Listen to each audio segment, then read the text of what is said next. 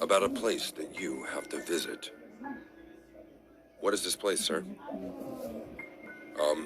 It's an estate belonging to a man named Charles Moore in Transylvania. He lives there alone. After his elder brother John Moore's death, he inherited the estate.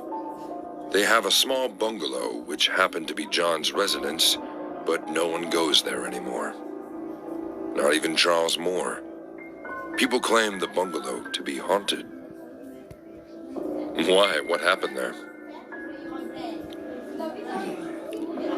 John Moore shot himself inside that bungalow. Locals say it is haunted by his spirit. I want you to write an article about it based on your own experience. So, are you up for it? Of course. Next week, on a sunny day, I finally started the journey. When I came out of the airport of Tigru-Mures, I saw a man standing at the gate. He came to me with a big smile on his face. He was dressed in a driver's costume. Welcome, sir. Mr. Moore's waiting for you at the estate. Please, come with me. I got inside the car and lit a smoke. What is your name, mister? I am Caraway, sir. You can address me as Caraway. Please, be comfortable. We will reach Transylvania within 2 hours and 25 minutes, max. We were driving amidst the city, but I was waiting to witness the deep woods. As the dawn started to arrive, I could feel the chilly wind passing by. Caraway was right. It took nearly 2 hours to reach Transylvania.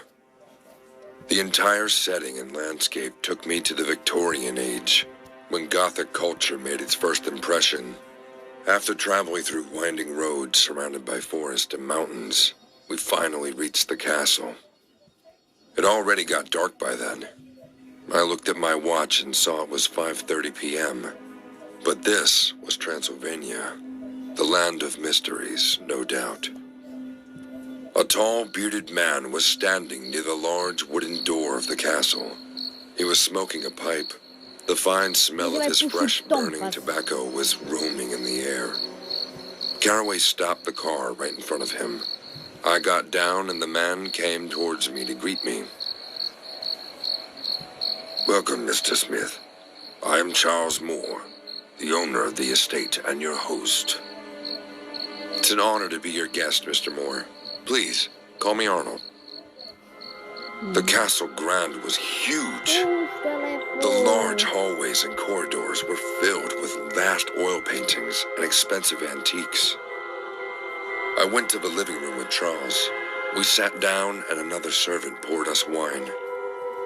The dinner will be served soon. I have arranged the guest bedroom for you to stay. Make yourself at home, Arnold. I thanked him for his hospitality. Due to the long journey, I was already feeling tired. I decided to go straight to my room after dinner and propose my ideas to Charles the next morning with a refreshed mind. I have never seen so many delicious dishes on a table before. The dining hall was enough to treat anyone like a king.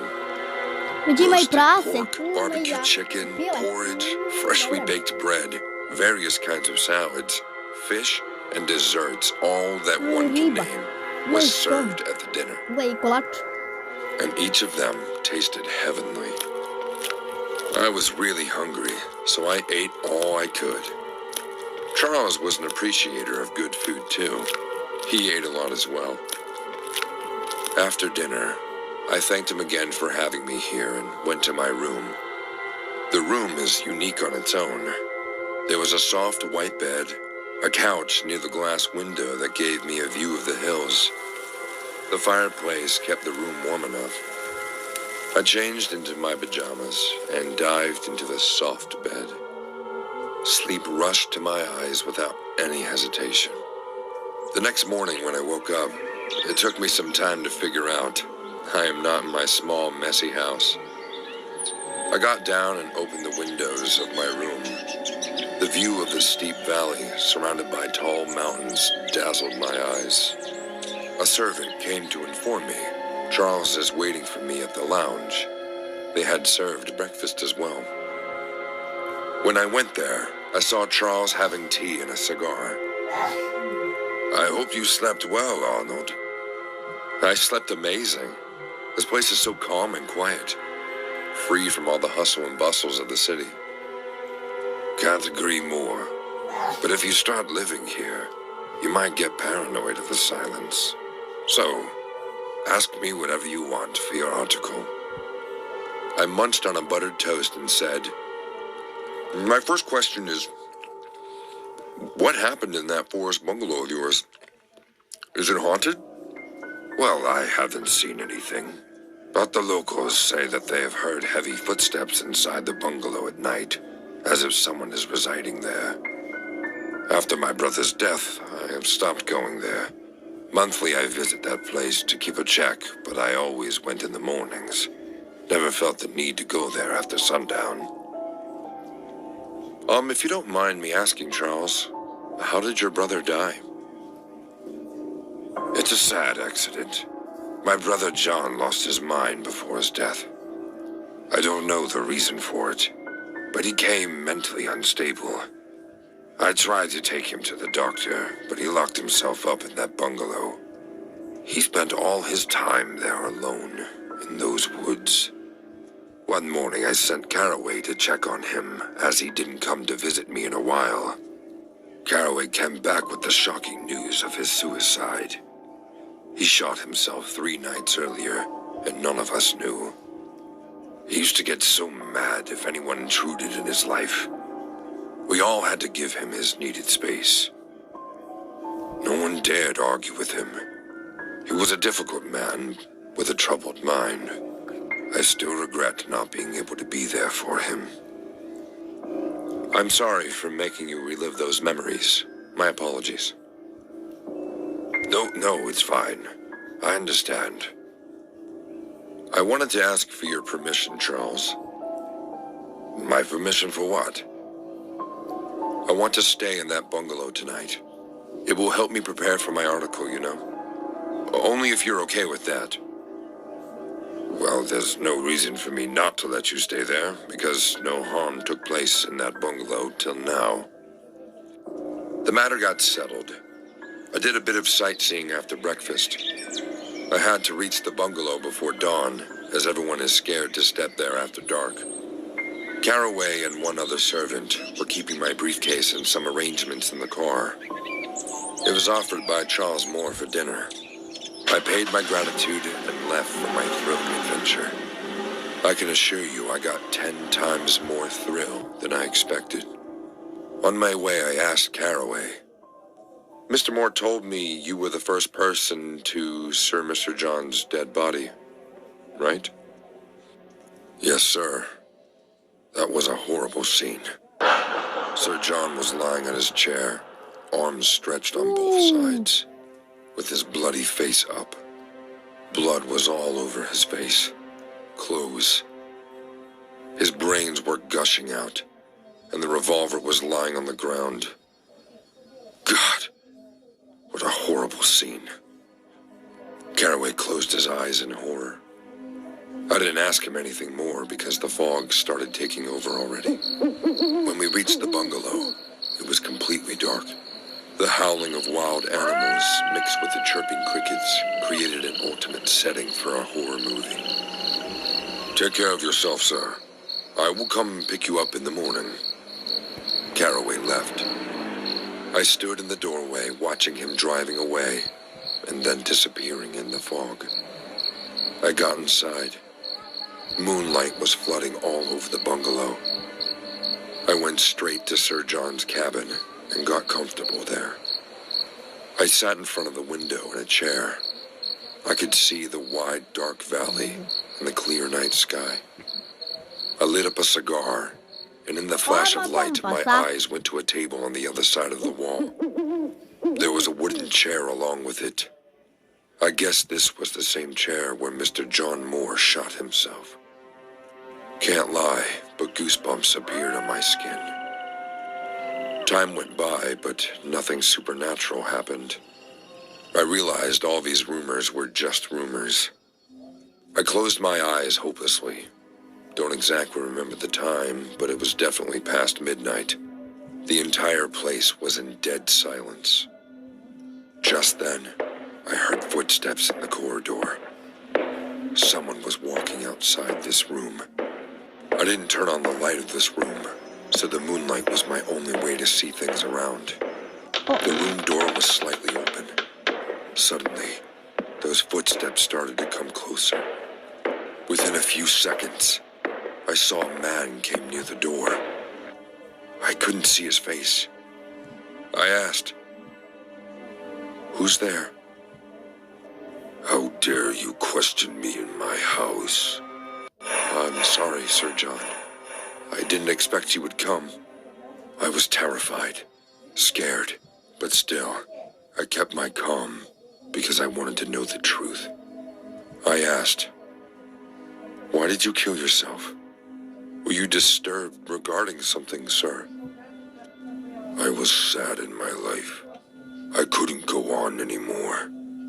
That's why I gave up." "This place where you are now, how is it?" "It's calm and quiet. I am happy here.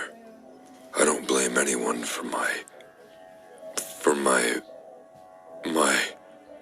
Oh, my God. Who is that?" I got up and walked towards the door, saying, "Charles, is that you? What are you doing?" But before I could complete my sentence, I saw Charles shivering, standing there. He was looking behind me, and his face was turning pale. I followed his eyes and saw a man with a smeared, bloody face standing near the window. His brains were gushing out. His left eye was hanging on his face. He spoke in a demonic voice. "You murderer! You liar! You drugged me for days and told people I was going mad. But you wanted the family wealth real fast, which is why you couldn't stop your greed. I'm sorry, John. I didn't mean to kill you. I agree. I made it look like suicide, but please forgive me. Please let me go." "No! That night, you sneaked into this cabin while I was unconscious with your pills. You placed me on the chair and shot me in the head. And then you wash off your crime. You made it look like a suicide. You bloody murderer. I was waiting for you to come here once. Who will save you now, Charles?"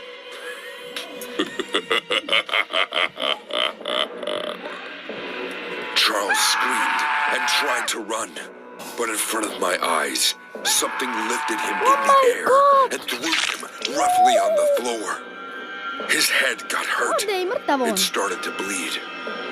He was screaming and screaming while an unknown force kept bashing him on the head hard on the floor until his brains came out. I sat down on the floor, shocked and speechless. Charles' body trembled a few times, then became lifeless. I looked at the ghost of John Moore. He said in a demonic voice, "I hope you will tell the truth," and then vanished into thin air. I had to face the cops for the inquiry, but I secretly recorded the entire conversation of that night. Even though there was no record of Sir John's voice, the confession of Charles set me free. But no one could have guessed how he died so horribly. The cops are still investigating, but I think Sir John's spirit is not there anymore. After all, he got the vengeance he wanted.